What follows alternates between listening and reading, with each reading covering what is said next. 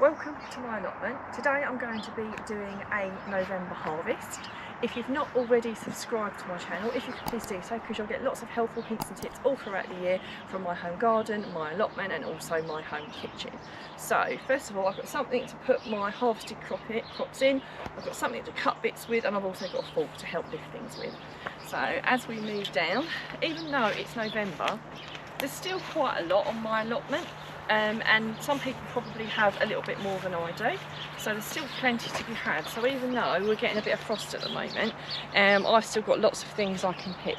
So the first thing I'm going to be harvesting today is some lovely kale, which I've kept under cover and I will continue to keep under cover, because even though the white cabbage butterfly are no longer a risk, the birds will still have a go and chomp through it in unbelievable breakneck speed. So personally, I'm still keeping mine covered.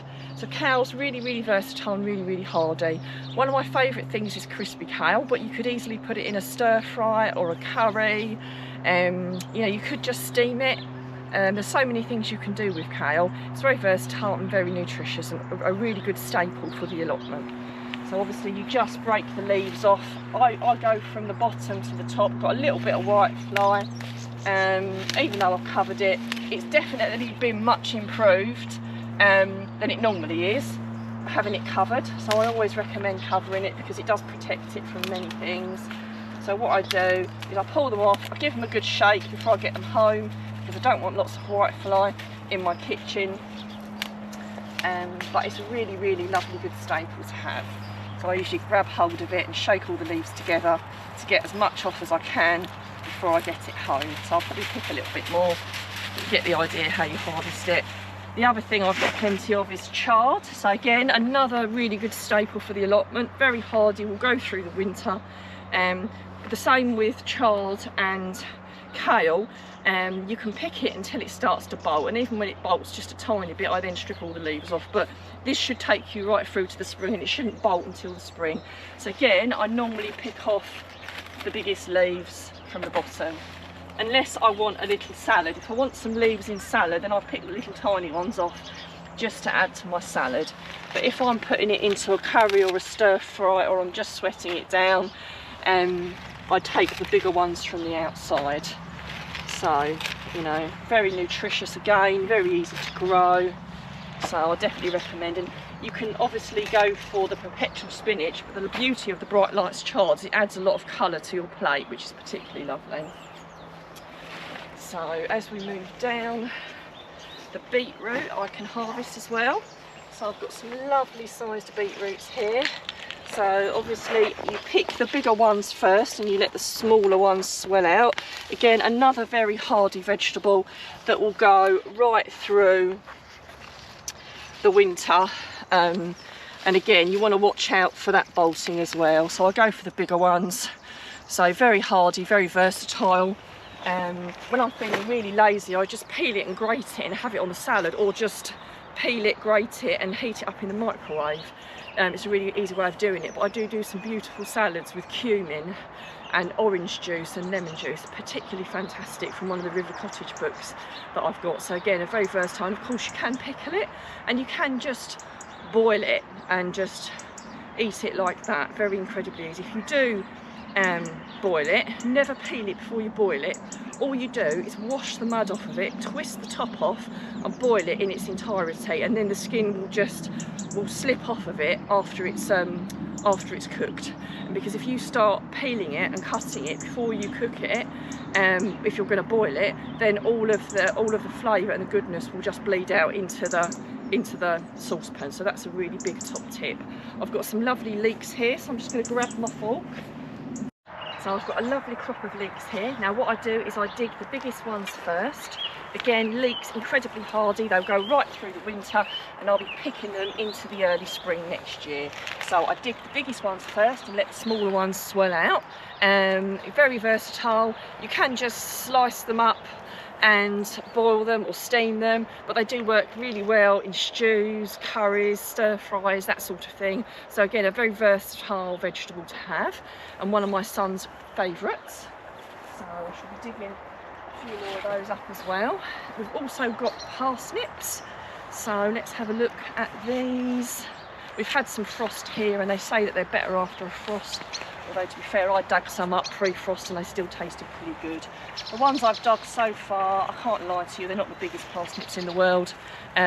But you know, it's a baby parsnip and it will still roast perfectly well. Again, a very versatile vegetable. I forgot to mention soups. You could do soup with leeks as well, as you can with parsnips, but I actually really quite like them roasted. One of my favourite things. Or you could mash them. So either mash them on their own or mix them up with other vegetables to mash them. So there's plenty of things you can be doing with your parsnips. So as we move round, I've got more vegetables, so like I said, there's plenty to be had this time of year. So I've got some turnips, so they're just starting to fill out. So there we go, these are really easy to pull up, probably one of the easiest ones, don't even need a fork for that. Just be careful you don't pull up any of the little ones. Oh dear, we've got a nasty little slug there. It happens sometimes. So I've pulled a few of the turnips. I'm not going to lie to you, I don't cook these very often, so I know I can probably mash them or roast them, but I'm going to have to do a little bit of Googling to think of some different ideas to do with these. Got a really massive one here, which is pretty cool. I have got a little bit of slug damage, so I'm just going to have to take them home and do the best I can with them. Unfortunately, when the weather gets like this, you do get a lot more slugs. It's part of it, just have to accept it. So at least it's homegrown and organic. So I've got some Savoy cabbages in. So they're not ready to pull yet, as you can see, but they're looking really good. I don't have to keep them covered because they are incredibly frost hardy, but the reason I keep them covered is, again, I don't want the birds having a go at them. I don't want anything taking them, and it does work a little bit like a microclimate, and hopefully it will push them on a little bit more. So as we move up, I've got more beetroot here and I've got more parsnip, but I've got enough, so I'm not going to dig any more.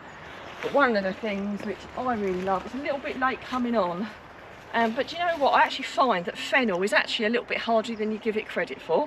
And I've got one here that's not massive, so it's not as big as one of the ones you'd get in the shops, but it's still perfectly acceptable. So I'm going to pick that now. Now, one of the things I do is I twist it. Now, twisting it means sometimes it shoots another one in the spring. So maybe it will, maybe it won't, but if I leave that in there, I might get another one. So one of my favourite things with fennel is it's particularly good, I've got a little slug on there, that's why I'm flicking it off. It's particularly good in risottos, omelettes, but one of my favourite things is I do a fennel and lemon salad, which there is a link somewhere.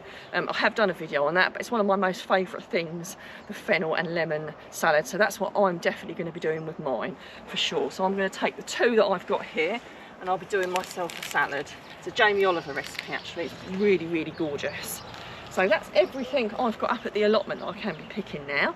But of course, even though I'm not harvesting things now, I've still got lots of things at home. I harvested all my chilies the other day and I'm going to be doing a chilli jam. I've got lots of pumpkins and squashes that are on the windowsill of my conservatory, so I've got plenty I can be eating there. I've got a ton of beans and courgettes in the freezer and lots of passata that I've made with my tomatoes. So even though I'm not harvesting those things now, there's still lots and lots of things I'm eating. So it's always worth thinking of what you can grow and what you can store, and of course jams and chutneys and things, that sort of thing. So I really hope this has been helpful and it has inspired you to get growing, and let me know what you're harvesting at the moment and anything I could be growing too.